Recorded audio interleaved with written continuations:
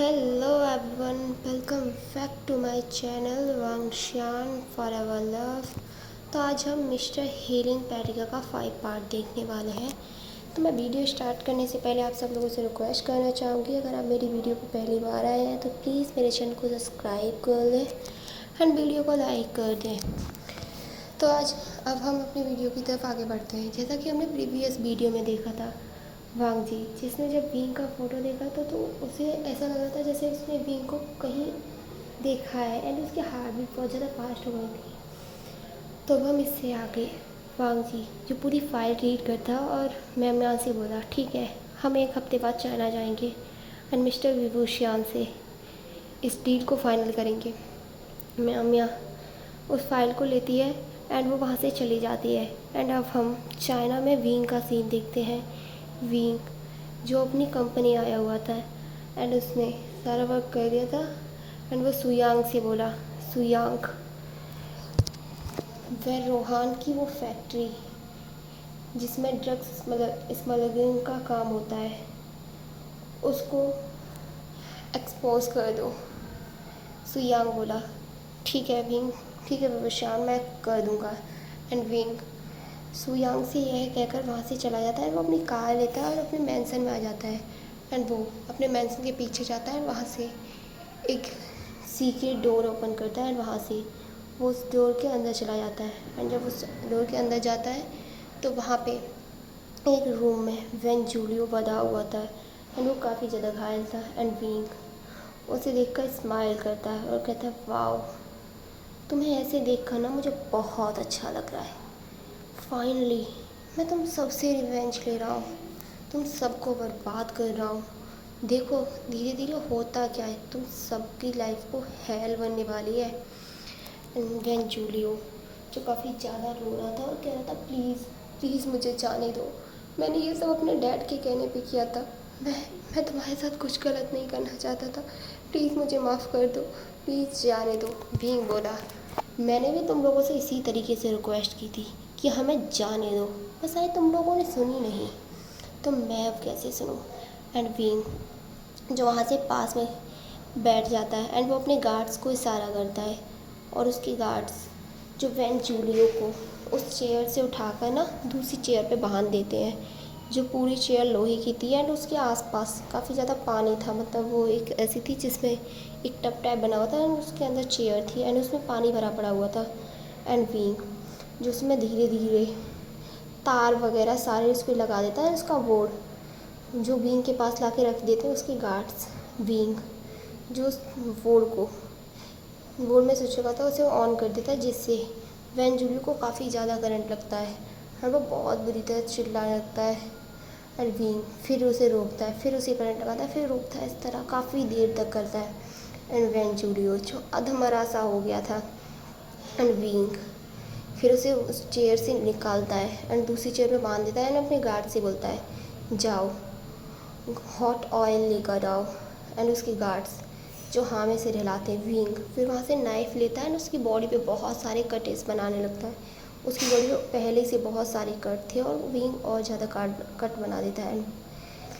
फिर तब तक विंग के गार्ड जो हॉट ऑयल ले आए थे, विंग धीरे धीरे उसके हाथ पैरों पे उसे डाल रहा था एंड उससे उसे बहुत ज़्यादा पेन हो रहा था एंड उसकी बॉडी से जो खाल अलग होती जा रही थी।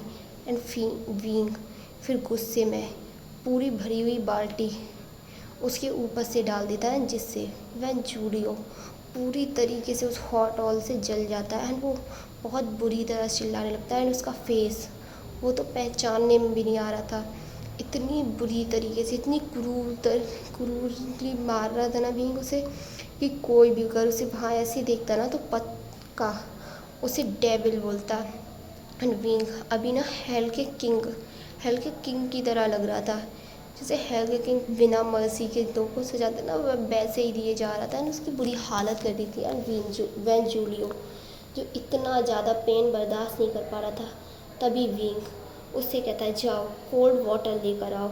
एंड उसके गार्ड्स कोल्ड वाटर लेके आते हैं एंड विंग उस कोल्ड वाटर की भरी हुई बाल्टी वैन जूलियो के ऊपर फेंक देता है, जिससे वैन जूलियो की खाल बॉडी से पूरी तरीके से उतर जाती है एंड उसका फेस वो तो बिल्कुल पहचानने में नहीं आया था एंड इतना ज़्यादा पेन, इतना ज़्यादा टॉर्चर व्हेन जूलियो बर्दाश्त नहीं कर पाता एंड उसकी डेथ हो जाती है। विंग ये देखकर एक स्मर्क करता है, एक ईविली स्माइल करता है एंड वहाँ से वो निकल जाता है एंड अपने गार्ड से बोलता है इस रूम को क्लीन कर दो एंड इसकी बॉडी को उसी पहाड़ी पे फेंक दो ले जाकर। एंड उसके गार्ड्स जो हाँ में सर हिलाते हैं एंड उसकी डेड बॉडी को उसी ले जाते हैं, उसी पहाड़ में फेंक देते हैं, उसके रूम को क्लीन कर देते हैं एंड विंग फिर उसके बाद उसी रूम में आता है एंड खुद को ड्रेसअप करता है एंड वापस मैंसन में जाता है। मैंसन के अंदर वेंचिंग आयुआन को खिला रही थी। आयुआन जैसे ही अपनी मम्मा को देखता है वो अपने छोटे छोटे पैरों से भागता है, मम्मा मम्मा मम्मा करते हुए, और विंग जो उसे अपनी गोद में उठा लेता है और बोला आयुआन मैंने आपको बहुत मिस किया बेबी। आयुआन बोला आयुआन ने भी मम्मा को बहुत मिस किया। विंग ये सुन के स्माइल करता है एंड बोला युआन ने कुछ खाया। युआन बोला हाँ वेंचिंग आंटी ने मुझे खाना खिलाया। विंग बोला ओह गुड बॉय एंड वो उसके फोrehead पे किस करता है एंड वेंचिंग से बोला वेंचिंग तुम्हें कुछ उस यूएस वाली मीटिंग के बारे में कुछ पता चला। वेंचिंग बोली यस हाँ मिस्टर लान वांग जी हमसे 1 हफ्ते बाद मीटिंग करने वाले हैं। विंग बोला ठीक है उनसे कहो कि हमारे मेन ऑफिस में हम मीटिंग करेंगे। वेंचिंग बोली ठीक है मैं उन्हें बता दूँगी एंड वेंचिंग वहाँ से चले जाते हैं। वो वांग जी को वहाँ से जाती है, म्या को कॉल करती है एंड वो म्या को सारी बात बता देती है एंड म्या वहाँ से जाती है एंड वांग जी को सारी बात बताती है कि चाइना में उनकी एक मेन ऑफिस है, उसका नाम है वे ऑफिस, एक कंपनी है वे कंपनी जिसमें विंग रहता है और उसी में उसकी मेन ऑफिस है, सारी इंपॉर्टेंट मीटिंग्स वो वहीं करता है। एंड वांग जी कहता है ठीक है हम वहीं मिलेंगे एंड वांग जी वहाँ से अपने घर के लिए निकल जाता है एंड वांग जी जो अपने घर जाता है एंड अपने अंकल को सारी बात बताता है तो उसके अंकल एंड ब्रदर भी जो तब तक वो आ गए थे एंड जब वो सुनते हैं कि वांग जी चाइना जाने की बात कर रहा है तो उन दोनों के फेस की हवाइयाँ उड़ जाती हैं। उन दोनों को देखकर ऐसा लग रहा था जैसे वो दोनों कुछ छुपा रहे हो उससे। एंड वांग जी के अंकल मिस्टर लैन को रैन बोले वांग जी तुम्हें जाने की ज़रूरत क्या है, मैं और सिचेन चाइना चले जाएंगे ना और मिस्टर विभूषियान से इस डील को कर लेंगे तो तुम्हें जाने की ज़रूरत नहीं है, यहाँ पे और भी बहुत सारी मीटिंग्स हैं। और वांग जी जो अपने अंकल का ऐसा बिहेवियर देखकर काफ़ी ज़्यादा सरप्राइज था क्योंकि उसके अंकल आज तक कभी भी वांग जी को किसी भी बिजनेस ट्रिप के लिए बिजनेस के लिए कभी भी नहीं रोकते थे, लेकिन आज पहली बार उसे रोक रहे थे। वांग जी बोला अंकल मैं चाइना बस 2 दिन के लिए जा रहा हूँ, मीटिंग कंप्लीट होते ही एंड ये डील फाइनल होते ही मैं वापस आ जाऊँगा, आप इतनी ज़्यादा घबरा क्यों रहे हैं। तभी लेन से चैन बोले वांग जी तुम टेंशन मत लो मैं और अंकल चले जाएंगे और वैसे भी मेरा हॉस्पिटल में इतना ज़्यादा काम नहीं है तो तुम टेंशन मत लो मैं और अंकल जाएंगे। वांग जी बोला ब्रदर मैंने कहा ना मैं जा रहा हूँ वहाँ। तभी लैन को रैन बोले वांग जी मैं कह रहा हूँ ना मैं चला जाऊँगा। वांग जी बोला अंकल ये मीटिंग मेरे लिए ज़रूरी है, मैं इस कंपनी का CEO हूँ, लैन ग्रुप का CEO मैं हूँ, इसलिए मुझे जाना होगा और मिस्टर विभूषियान ने मुझसे डील करने को कहा है इसलिए आई एम सॉरी अंकल पर मुझे ही जाना होगा। एंड वांग जी ये कहकर अपने रूम में चला जाता है एंड लैन सिचेन और लैन कोरियन एक दूसरे की तरफ देखते हैं। लैन कोरियन बोले लैन सिचेन मैं नहीं चाहता कि कभी भी उसे ये बात पता चले और अगर वो चाइना जाएगा तो उसे वो बात हो सकता है पता चल जाए, हो सकता है वो किसी ऐसे इंसान से मिल जाए जो उसे बता दे, मैं नहीं चाहता उसे कुछ भी पता चले।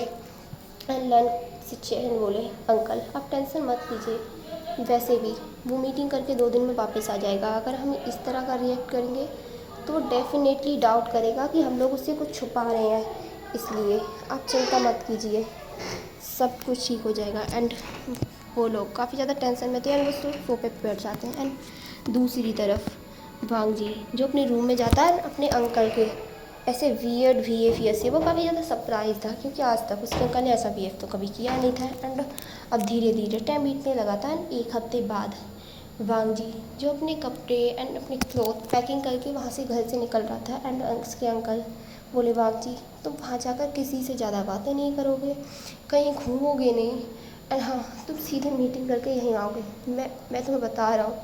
एंड वांग जी बोला, अंकल आपको क्या हुआ है, मैं बच्चा नहीं हूँ, मैं बड़ा हो गया हूँ, और इससे पहले भी तो मैंने कई सारी मीटिंग अटेंड की हैं, और आप इस तरह का बिहेव करना बंद कीजिए। एंड वांग जी जो अपने अंकल एंड अपने ब्रदर को हक करता है, वहाँ से निकल जाता है वो एयरपोर्ट के लिए। अब हम दूसरी तरफ विंग का सीन देखते हैं। विंग जो अपनी ऑफिस में बैठा हुआ था एंड उसके सामने सुयांग और नीहुई थे। सुयांग बोला, विभूषान मैंने वैन रोहान के बेटे वैन जूलियो को बाहर निकलवा लिया है, एंड वो आज आज निकल आएगा वहाँ से, एंड तुम्हें उसे थाने से निकलते ही उठाना होगा, वरना वह रोहान अपने वैन जूलियो की डेथ के बाद काफ़ी ज़्यादा सतर्क हो गया है एंड उसने अपने बच्चों में बहुत ज़्यादा कड़ी सिक्योरिटी कर दी है, इसलिए तुम्हें ये सब बहुत अर्जेंट ही करना होगा, बहुत संभल के भी। वींग बोला, तुम टेंशन मत लो सुयाओ, मैं सब हैंडल कर लूँगा। एंड इस बार वह रूहान के बड़े बेटे की बारी है, मैं उसे छोड़ूंगा नहीं, उसने ही मेरे ईबो को धक्का दिया था ना, उसे तो मैं इतना ज़्यादा टॉर्चर करूँगा कि वो मौत मांगेगा ना, फिर भी उसे मौत नहीं मिलेगी, और वो हर्ष करूँगा उसका कि फुल लाइफ याद रखने वाला है। एंड तुम्हें पता है सबसे लास्ट में वह रोहान को मारूँगा, ताकि उसे समझ आए कि अपनों को खोने का क्या तकलीफ़ होती है। एंड इसी के साथ आज का हमारा ये पार्ट ख़त्म होता है। एंड गाइस मिलते हैं नेक्स्ट पार्ट में, तो ये देखना इंटरेस्टिंग होगा कि जब बांगजी एंड विंग मिलेंगे तो क्या होगा। एंड मेरी वीडियो को सब्सक्राइब कर दें एंड वीडियो को लाइक कर दें एंड गाइस कमेंट भी कर देना। तो गाइस मिलेंगे नेक्स्ट वीडियो में, बाय बाय फ्रेंड्स।